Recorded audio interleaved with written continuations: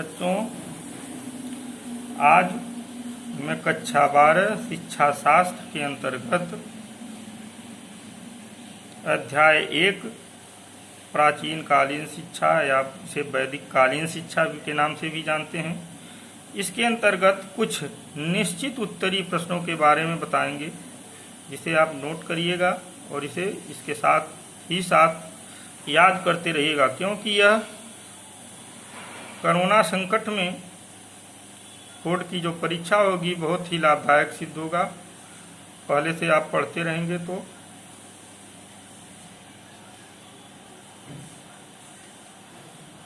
आइए देखते हैं प्रश्न। वैदिक काल में विद्वानों की सभा को क्या कहा जाता था? वैदिक काल में जो विद्वानों की सभा होती थी उसको हम क्या कहते थे? परिषद।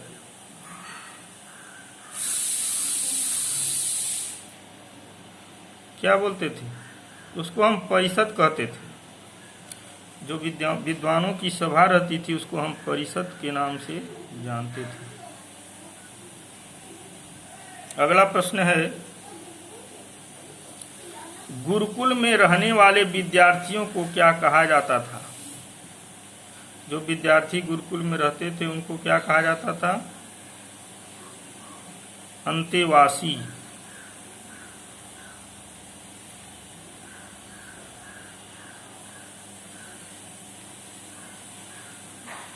उनको अंतेवासी कहा जाता था।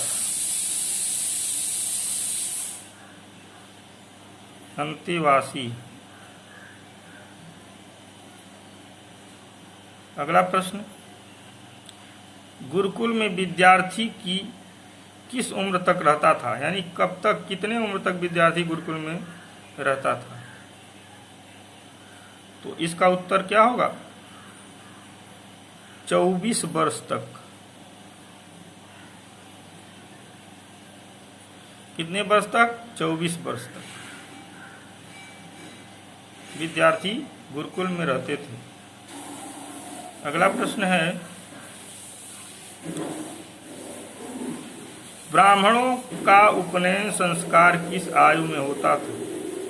यह आपको पहले भी बताया जा चुका है। ब्राह्मणों में जो उपसंस्कार या उपनयन संस्कार होते हैं वो 8 वर्ष की अवस्था में होते हैं। कितने वर्ष की? 8 वर्ष की अवस्था में होते हैं। यही ऐसा संस्कार है जिससे होने के बाद ही विद्यार्थी गुरुकुल में प्रवेश कर पाता था। यह शिक्षण की प्रथम सीढ़ी थी, प्रवेश का प्रथम द्वार था। अगला, शिक्षा समाप्ति के बाद, बहुत इंपॉर्टेंट प्रश्न है, शिक्षा समाप्ति के बाद गुरुकुलों में कैसे परीक्षा ली जाती थी?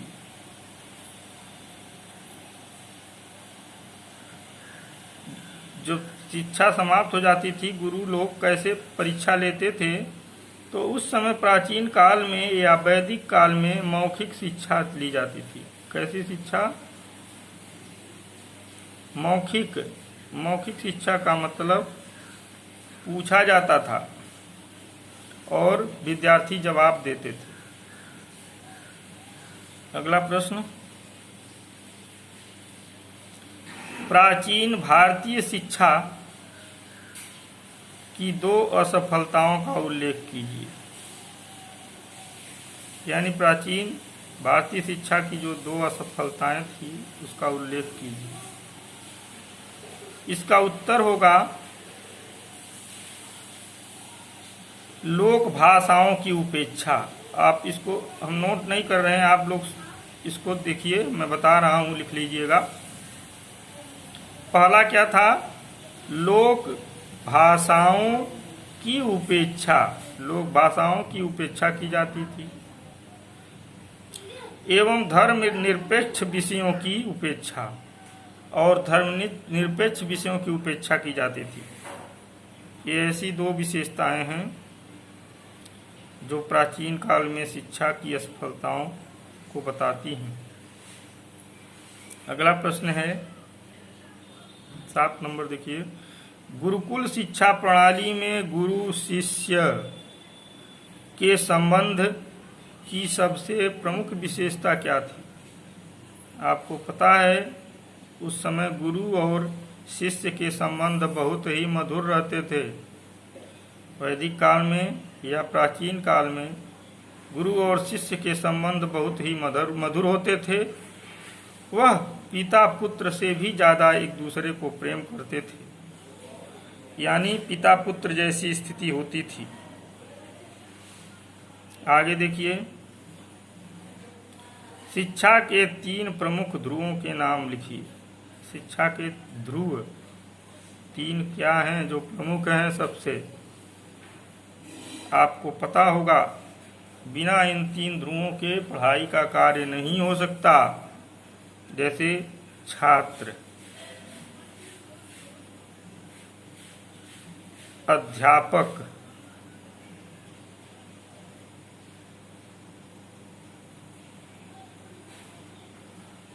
और पाठ्यक्रम।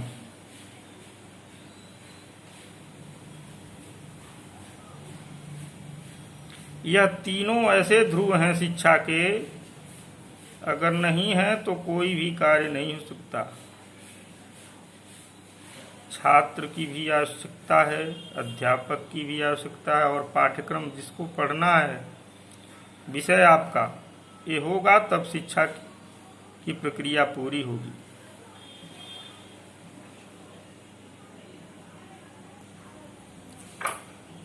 आगे हम अति लघुत्तरीय प्रश्न कुछ देखेंगे। अभी हम लोग निश्चित उत्तरीय प्रश्नों के बारे में देखा। अति लघुत्तरीय प्रश्नों की कड़ी में हम देखते हैं प्रश्न 1, प्राचीन भारतीय शिक्षा को किन किन भागों में विभक्त किया गया है? इसका उत्तर होगा वैदिक कालीन, पूर्व एवं उत्तर, ब्राह्मण कालीन एवं बौद्ध कालीन। यह प्राचीन भारतीय शिक्षा के अंतर्गत विभक्त किया गया है। अगला प्रश्न देखते हैं, गुरुकुलों का खर्च किस प्रकार पूरा होता था? यानी गुरुकुल में बच्चों को पढ़ाया जाता था तो इसका खर्च कैसे पूरा होता था, कैसे वहन किया जाता था? तो गुरुकुल में जो व्यवस्था थी वह दान,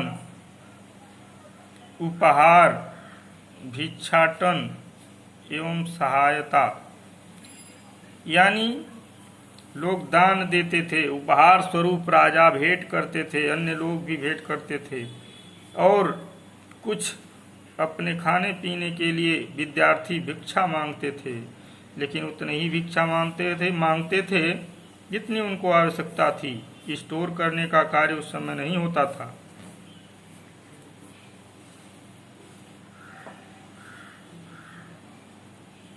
आगे देखते हैं, प्राचीन काल में शिक्षा के कौन कौन से उद्देश्य थे, या वैदिक कालीन शिक्षा के क्या उद्देश्य थे? बहुत ही इम्पोर्टेंट प्रश्न है बोर्ड परीक्षा के दृष्टि से, यानी किसी 2 उद्देश्यों के बारे में लिखना है। इसका उत्तर है ईश्वर भक्ति एवं धार्मिकता, ईश्वर की भक्ति एवं धार्मिकता, चरित्र निर्माण, ज्ञान प्राप्त करना, चित्त वृत्तियों का निरोध, आध्यात्मिकता। देखिए, आध्यात्मिकता का विकास,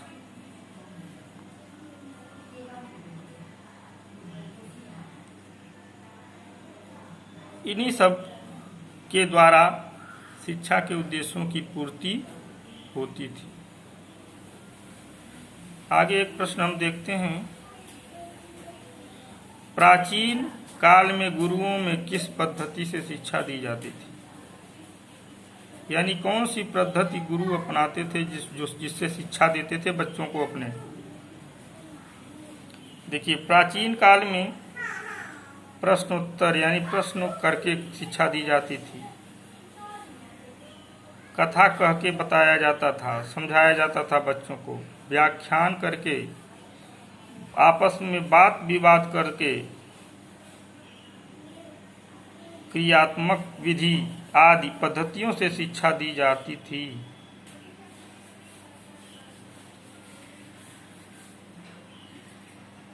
ज्ञान